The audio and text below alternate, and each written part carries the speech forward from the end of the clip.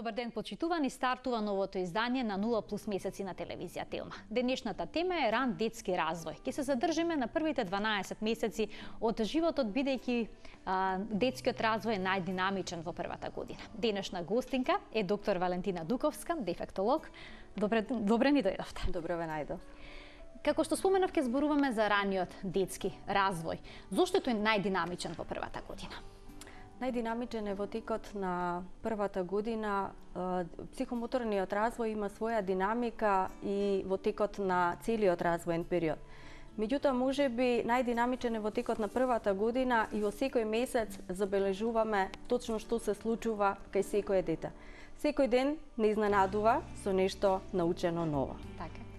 Секој дете има право на свој индивидуален развој, во склоп на своите можности и способности, меѓутоа и под влијание на голем број фактори од надворешната средина. Но сепак овој психомоторен развој мора да се движи во рамките на нешто што се нарекува уреден психомоторен развој. Така, тоа значи дека секој дете има свој индивидуален развој, дека не треба да се споредуваат едно со друго дете, но и покрај тоа постојат одредени рамки. Може сега да зборуваме за рамките, но на што е нормално и што е отстапување. Така. Ајде да започнеме со тоа што се случува во првите месеци, после раѓањето до 4-тиот месец. Така е. Значи, развојот на секоја способност и секоја функција се одвива во одредени рамки, во кои што велиме една функција се развива од толку месеци до толку месеци. Така. Врз психомоторниот развој во текот на првите месеци големо влијание имаат емоциите и богатството на сензорните информации кои што доаѓаат од надворешната средина. Така.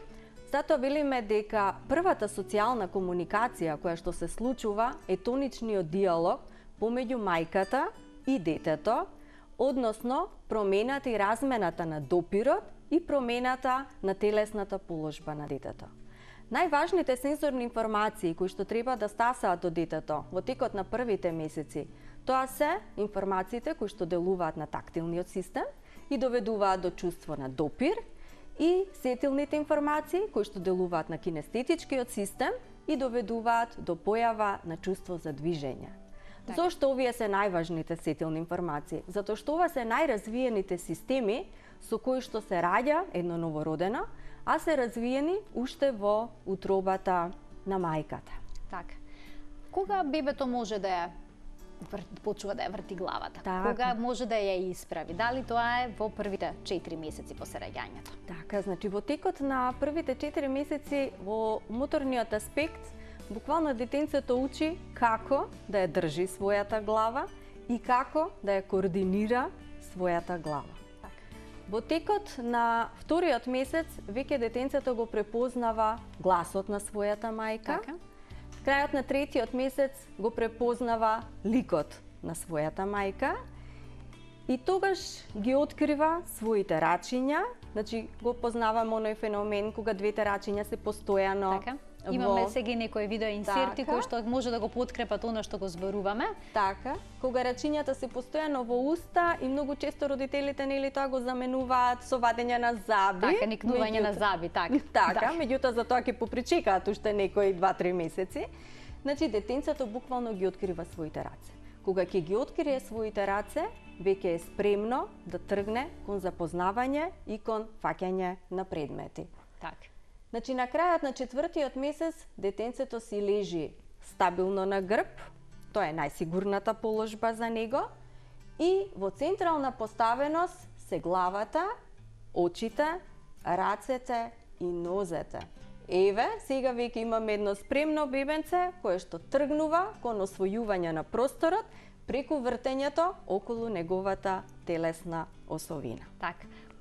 Кога најчесто бебињата успеваат да се завртат од грб на стомак? Почнуваат на крајот на 4-тиот месец и веќе кај 6-тиот или 6,5 месеци имаме активно вртење од грб на стомак и од стомак на грб, кое што се повторува многократно.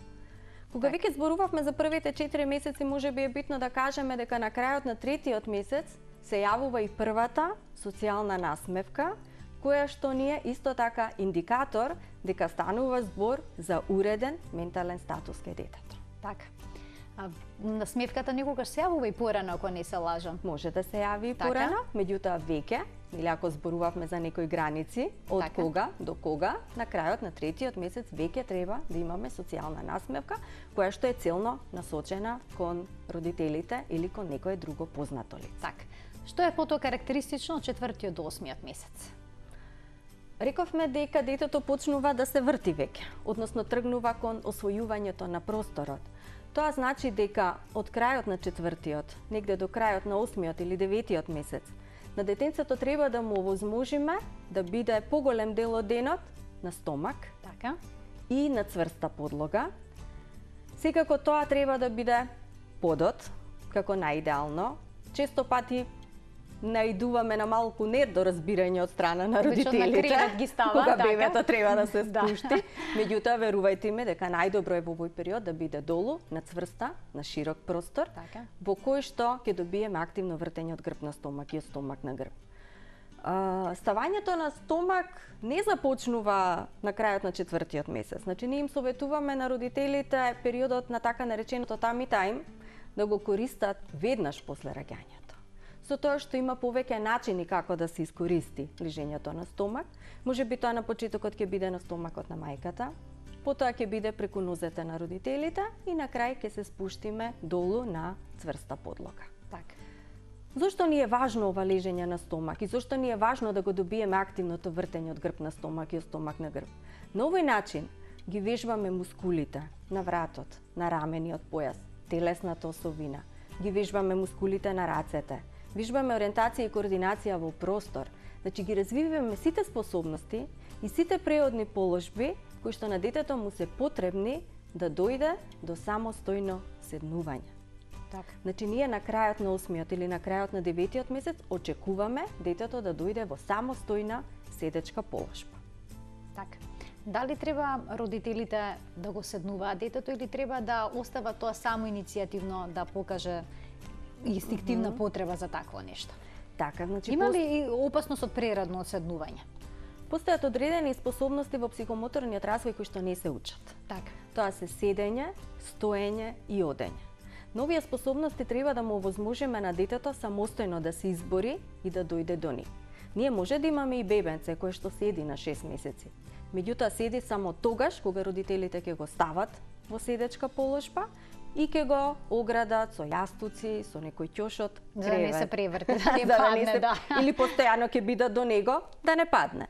Меѓутоа бебе кое што или дете веќе кое што научило да дојде до самостојна седечка положба, тогаш ќе научи и самостојно да се спушти и да дојде во позиција на стомак, односно да дојде во позиција на лазење.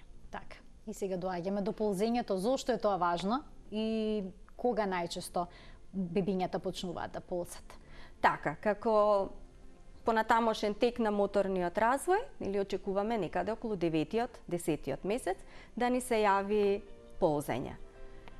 Ползењето најчесто се јавува кај децата кај кои што имаме претходно правилно постапување во нивниот развој. Односно, дечиња кои што веќе биле ставани на стомак, очекуваме дека ќе се јави ползење или лазење. Деца кои што не биле ставани затоа што не сакале или затоа што едноставно родителите не им ја понудиле како положба од извор, можеби нема да добиеме лазење. Од друга страна пак има одреден процент на деца кај кои што се е правилно направено, меѓутоа едноставно не сакаат да лазат, се туку прескокнува сакаат таа да се развојна фаза, исправат на така. нивните нозе и да одат. Ако зборуваме за останатите аспекти од психомоторниот развој, ако ги погледнеме тестовите за развојно тестирање, или родителите нели често пати пребаруваат под интернет за да видат што нивното дете треба да прави на конкретната возраст, гледаме дека психомоторниот развој е поделен на повеќе области, на 5, односно на 6 развојни области, односно моторен развој, социјално-емоционален развој, говор, око-рака координација Така. и праксични способности, односно сознани способности. Така и околу 8-тиот или 9-тиот месец очекувам кај детето се јавува за прв пат емоција. За жал таа емоција е страв. Така. Затоа во овој период може да се случи детето многу повеќе да плаче по неговата Навечер, мајка, така. кој ќе излезе од собата, бидејќи едноставно не знае дека мајката и покрај тоа што моментално ја затворила вратата, дека повторно ќе се врати. Така да, затоа во овој период се јавува и првиот збор, нешто што личи на мама, баба, тата, значи збор со значење. Збор со значење кој што ни служи за повикување, значи да се врати неговата мајка или да се врати лицето кое што му е потребно на детето. Така. Зошто се вели дека 6-тиот месец е клучен во психомоторниот развој во првата година? 6-тиот месец е клучен, рековме, затоа што се јавува тоа активно вртење од грб на стомак, од стомак на грб. Претходно рековме дека детенцето ги има откриено своите рачиња, веќе е тргнато кон фаќање на предмети, што значи дека во овој период детенцето е веќе способно да манипулира со 2 предмети истовремено, можеби да манипулира дури и со 3 предмети. Способно е да ги подаде рачињата кога ќе сака да го земете и нешто што е важно од социјално-емоционалниот развој, во овој период детенцето е веќе способно да одговори на повик. Значи, кога ќе викнете по него, веќе има чувство да се сврти и да погледне дека некој му се обреќа. Тоа исто така е вториот елемент кој што ни покажува дека имаме уреден ментален статус. Така.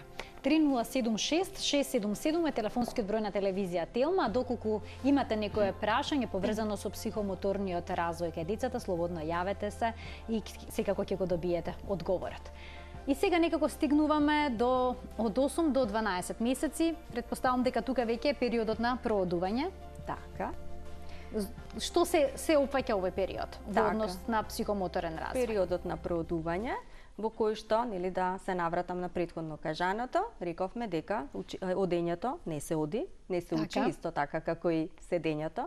Значи дека во овој период треба на детенцето да му овозможиме ситуации во кои што детенцето ќе мора само да се исправи. Дали на некое столче, дали на кревет, ќе ставиме некоја интересна играчка, дали ќе лази по нас, ќе го исправиме детенцето, ќе застане на своите нозе, ќе го пушти првиот чекор, дури тогаш сме спремни за самостојно одење. Значи самото ќе тргне во освојувањето на просторот. Нема потреба ние претходно да го водиме. Во однос на останатите области од развојот првата година, крајот на првата година е битна затоа што детенцето веќе познава што значи зборот не. Што значи дека веќе може да се применуваат првите забрани, првите пофалби, тогаш веќе детенцето станува свесно дека самото е одговорно за одредените постапки. Така, значи што тогаш треба да се да почне се употребува зборот не и да се учат одредени работи. Така е. Слободно пред 12 месеци. Меѓутоа психолозите велат дека не треба цел ден да се претвори во не. Значи не може вие тоа што сакате детето да не го допира, затоа што можеби многу важно за вас, и поарно да го тргнете од неговото видно поле, отколку цел ден да го претворите во не. Тоа не може да свати зошто мама може да ја допре вазната, а јас не можам да ја допра. Така. Доколку детето не прооди на 12 месеци, до кога може да се очекува оваа функција да се активира кај некој? Така. Тука се движиме нели во оние рамки од до, така да исто така и за продувањето, нормален период за продување се смета од 12-тиот до 18-тиот месец. Така. Меѓутоа има и други индикатори кои што треба да ни покажат дали ние навистина ќе го чекаме детето до 18 месеци или многу порано ќе побараме стручна помош за да ни потврдат дека кај детето е навистина се во ред, имаме само задоцнет моторен развој, со правилно насочување детенцето ќе прооди до крајот на 18-тиот месец. Може би сме имале претходен индикатор, например детенце кое што сме пробале да го ставиме на стомак, а по никоја цена не сака да лежи и покрај сите целосно правилно постапување од страна на родителите, може би треба да се запрашаме дали уште тогаш не било во прашање некоја хипотонија. Така. Исто така детенцо кое што не успеало да научи активно да се врти од грб на стомак и од стомак на грб, туку сме научеле седење со тоа што сме го ставиле во седечка положба, исто така треба да се земат во предвид малце порано да побараме стручно мислење. Имаме гледач на линија. Добар ден, повелете, кој се јавува? Добар ден. Поздрав до Телма и 0M+. Благодарам. Имам 2,5 месечно бебенце. Така. Кој што константно ја држи својата глава на лева страна, значи константно спие на лева страна без разлика ние дали ќе го свртиме на десно главчето, тоа си го враќа назад. Кога е свесна и го ротираме главчето, продолжува да писка. Кога е поставена во релаксатор, оската на главчето е малце подагол за разлика од телото, како е поставено. Дали да се обратиме на ортопед, дали е прерано да реагираме за вакво нешто? Така. Советот на гостина од вас, ако може да добиам? Така, ви благодарам што се јавивте. Каков совет би добила нашата гледачка? Дали ова некој развоен проблем? Проблем не би го крстиле Така. сега во моментов сигурно, меѓутоа некогаш децата знаат да имаат принудна положба на држење на главата на една страна. Најбезболното би било да се види дали има некој сензорен момент што му привлекува внимание на детето, па се врти секогаш на таа страна. Меѓутоа, ако и покрај пробувањето на родителите да ја држат главата на другата страна, тоа плаче и дава отпор, воопшто не е рано да се побара совет од физијатар, физиотерапеут, за да установат дали може би има некое затегање на мускул или е само принудно држење на главата. Има вежбички кои што се доста лесни, кои што се применливи и во домашни услови, сето тоа да се коригира многу на време. Така. Имам уште еден гледач на линија. Добар ден, повелете. Добар ден, дали се слушаме?